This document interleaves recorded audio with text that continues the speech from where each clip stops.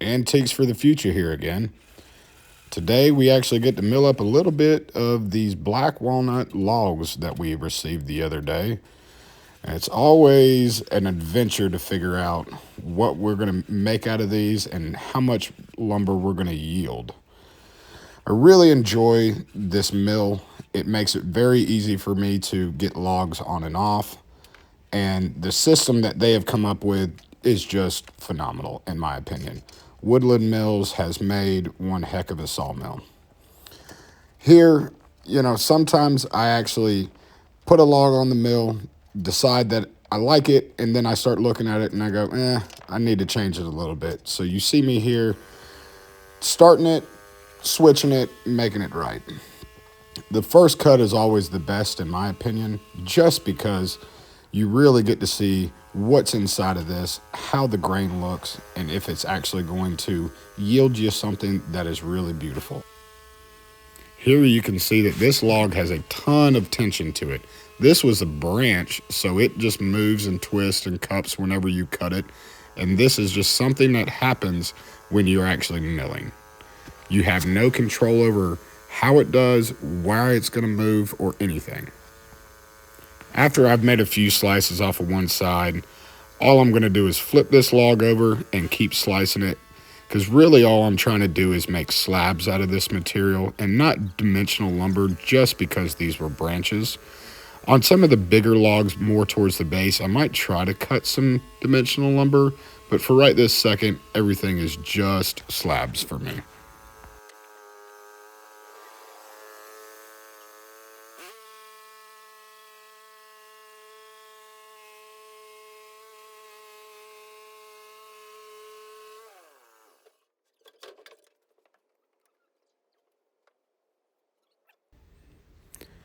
For my first log off this pile, even though it was a branch, it really did result in some really pretty lumber.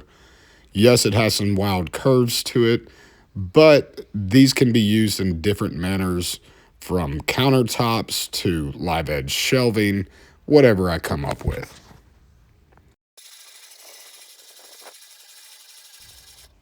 As I'm rolling this log up, I decide that, hey, this extra branch needs to go.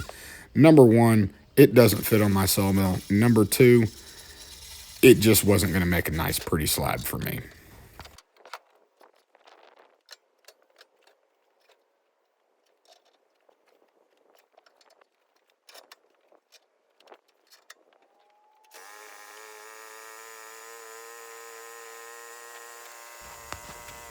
Every time I make my first cut, I'm always a little hesitant because I don't want to take too much off the top, but sometimes I don't go deep enough, which there's ways to prevent doing this. Either put a level or a laser on the side of your sawmill so you can see the line that the blade will actually cut.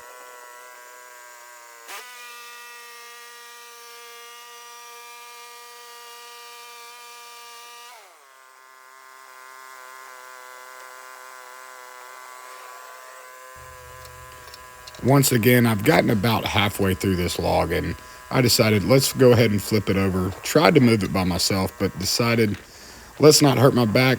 Let's grab the cant hook, give me a little bit of leverage, put a few blocks in there, clamp it back down, and let's go back to milling.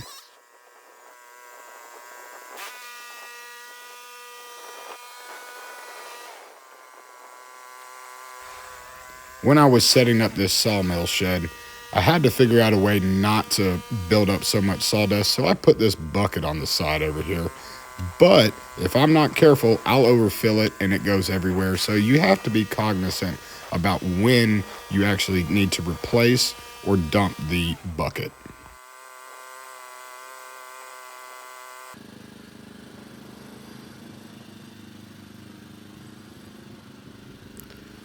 So in this last cut, something happened to me that I have never had happen. And I've used a bandsaw mill for a lot of years and a Lucas mill for a lot of years. But the tension in this board was so crazy that when I got about 3/4 of the way through it, it exploded on me and kind of scared the heck out of me. Never seen it happen before. And right about now, it'll pop and you see me turn around and kind of get a little scared.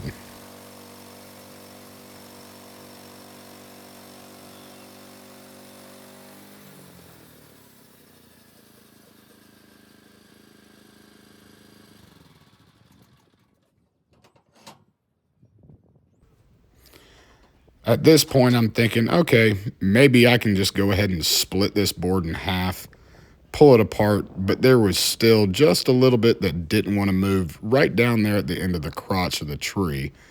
But nonetheless, I'll give it a try, see if I can pull it, but nope, it didn't happen. So this piece is just going to get put in the pile.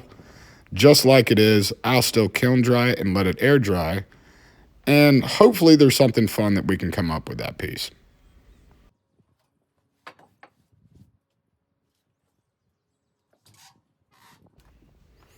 For the first two logs that came out of this pile, even though they were just the branches, the grain was beautiful and I really enjoyed it. If you guys like this video, like and subscribe. Thank you.